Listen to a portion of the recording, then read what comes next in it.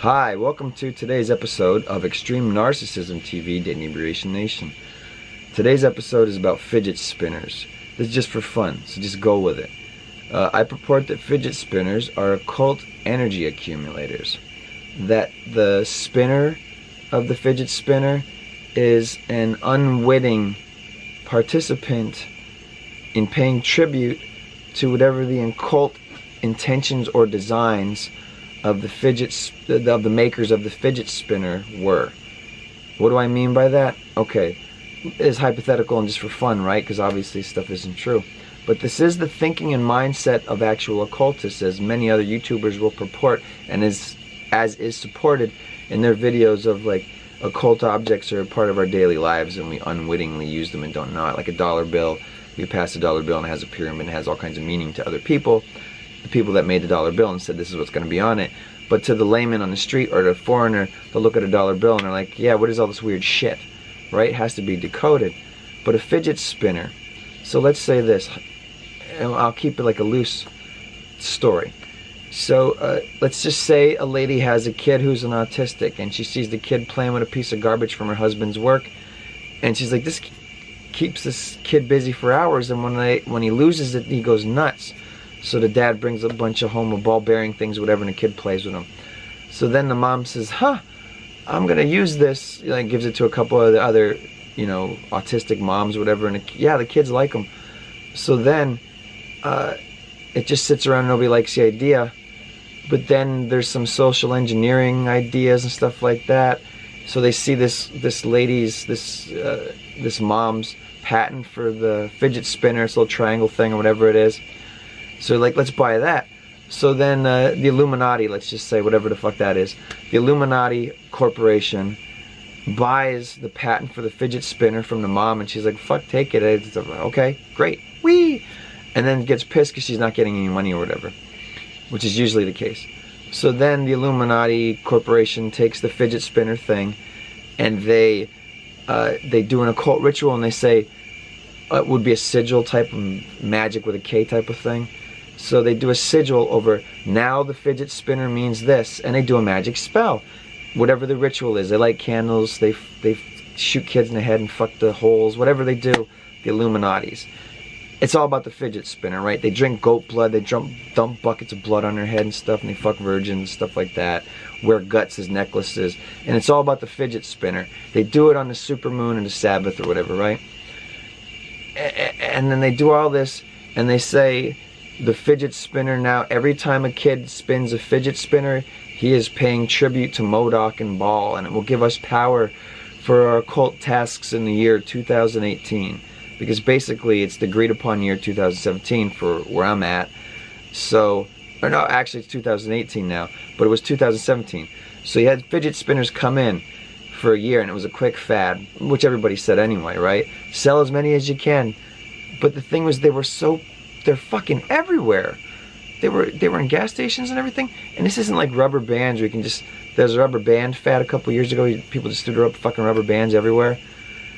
Well, these fidget spinners are everywhere. So everybody said, oh, Illuminati, man, it's the pyramid and triangle, and it's a devil, and it's 666, and it's satanic, and if you flip it open, it looks like the Kabbalistic tree of life, but it's missing, blah, blah, blah. So there's all these different theories about the fidget spinners were. But what I'm saying is, it's like a lot of other things that people do in popular culture, occult objects that draw energy towards whatever. It's a way of paying tribute. So every time a kid spins a fidget spinner, he's paying tribute to the rich occultist, globalist designs. So it's like when Madonna does a Super Bowl event. This is verifiable. You can just, just go watch it. I think it was like 2016, maybe 2015. Madonna went to the Super Bowl, and she said, hey, all you guys, I'm going to sing my song now. While I sing my song, you're all participating in a Kabbalistic event, or Kabbalistic ritual or whatever. And it's the audience of the Super Bowl. So they're like, okay, we can't all like take a piss and all go get peanuts and popcorn at the same time, or however that works. So they're all just there, and Madonna does her Madonna song, which to her, whatever she's doing and the dancers are doing, is an occult ritual. Oh, well, not an occult necessarily, but let's say Kabbalistic ritual. She openly said this. The video's there. So this happens a lot. She had like upside down stars on the stage. It was really bizarre. So anyway, that doesn't even matter because it's about fidget spinners. We know people do these things. Jay-Z, he's a big fan of Aleister Crowley, who has a big influential guy on music. Still has influence. So Jay-Z's a hip-hop guy. Aleister Crowley's an old white guy from England. And Jay-Z loves the guy. And he took Aleister Crowley's Illuminati pyramid thing that Aleister Crowley would do in photos all the time. Other people do it in photos all the time. Music people, they use the same symbol. But Jay-Z took it and he changed it into a diamond or something. He made his own symbol out of it. Why do I mention this with fidget spinners? Because when Jay-Z has concerts and stuff, he wants everybody to put up the symbol he invented. And he openly says to his audience, this is my Rock-a-Buck symbol, or whatever he called it. And, you know, like put it up, and it's energizing our stuff. And it's even a big part of, I'll give you 2 examples from Japanese culture that are examples of this idea of people getting together collectively to give their energy to one specific cause. One obvious case to a lot of people have probably seen this. Dragon Ball Z. Dragon Ball Z is there's a attack or video games called Spirit Bomb in Dragon Ball Z. And Spirit Bomb is where the hero, who's like a Japanese Superman, he calls upon all the people of the whole planet Earth and says, people of the Earth, give me your energy and shit. And he takes, like kind of like my backdrop here, he takes little balls of energy from all the people of Earth, all their hopes and aspirations and love and everything, and he collects it into a ball, which he uses as the bomb to throw at some kind of threat that's always going to blow up the Earth. Yeah, fidget spinners. So, yeah, fidget spinners. So anyway, that's one example from Japan where the people work together collectively. It probably is some reflection of an old belief in Shinto. And Shinto is Japanese, like kind of foundational pagan religion, where it's like this unity or harmony with nature is the ultimate goal of Shintoism. But there's different sects of it with different beliefs and stuff. But it's hard to know about it. I don't think the Japanese know about it anymore, so it's fucking impossible for me to know about it. But anyway, I said what I said. So that's one example. Another example is an American movie based on The Karate Kid Part 2.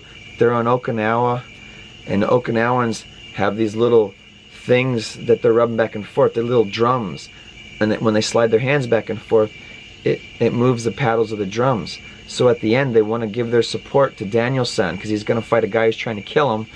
So they shake their little drums in unison, and it's supposed to energize Daniel-san, right, for the battle. So they're all collectively working together. But the occultists are different. Like, there's always the occultists that have some kind of influence and pull in this world. I'm not saying I believe in monsters and demons, but I'm saying there are people in positions of power and authority who just clearly, obviously do believe these things.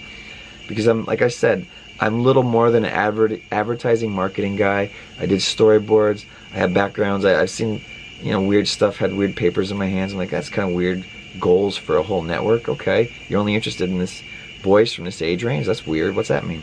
So I've seen weird shit. So the world's kind of weird. But I've also been in the world of artists and stuff.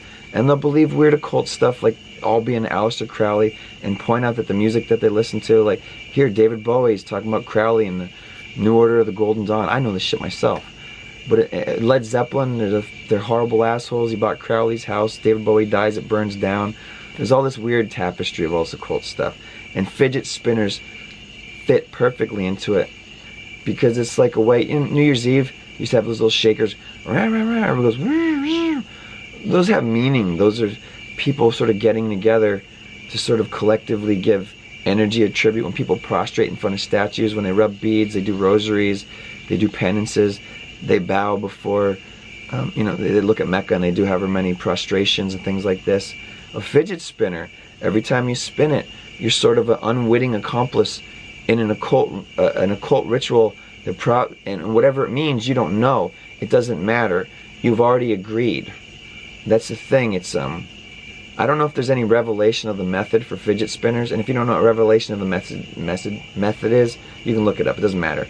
But anyway, you're spinning the thing. I don't know what it means, but my for fun, you know, conspiracy theory, because it is that fidget spinners are occult energy accumulators that when you spin them, you're paying tribute and at the same time giving your actual physical energy, your nervous energy, to whatever. And fidget spinners get fucking weird. Because I've seen an adult senior citizen, a lady with about 4 teeth in her mouth, in a sort of, I just say rural shopping center. I was returning stuff, and a lady at the courtesy booth was just like hypnotized, standing there spinning a little green fidget spinner. And I'm like, this lady has she was talking about her grandkids, and I'm like, she's just spinning it the whole time while the other lady's doing the work. It was so strange. And I've seen other things like this with adults in public doing fidget spinners. I've seen people, like, there's probably on YouTube, but I've seen concert event things where people are spinning the fidget spinners. I've seen like drunk people like spinning them, and like drunk, you know, 20-somethings spinning the fidget spinners and then trying to pass them to their buddies. And I'm like, oh my God, what if it's like that? What if they're paying some kind of weird occult, like paying tribute to Baal or some goal of Moloch and Hillary Clinton or whatever fuck stuff, like, and it's for just for 2017, and they're just like, get them out there now, like this is the year, like to motivate, like get these fucking things spinning to get all of our, you know, it's their belief system. I'm not saying I believe it, I'm saying their belief systems in terms of occultism. Everything I'm saying, it fits. If you know about this occult shit, it's so easy to have my bullshit thing I just told you slide right in with conspiracy stuff that like occultists would believe, like, you know, Lady Gaga or whatever would believe that spinning these things. Because Jay-Z has a lot of people, yeah, even has his buddies posing pictures doing his little symbols with them. He has his concert, he's like, everybody put the symbols up. He's like, give me your tribute, give me your energy, all that shit. And all the New Agers, there's all kinds of shit they do, little symbols. You even got the old stories of the barge.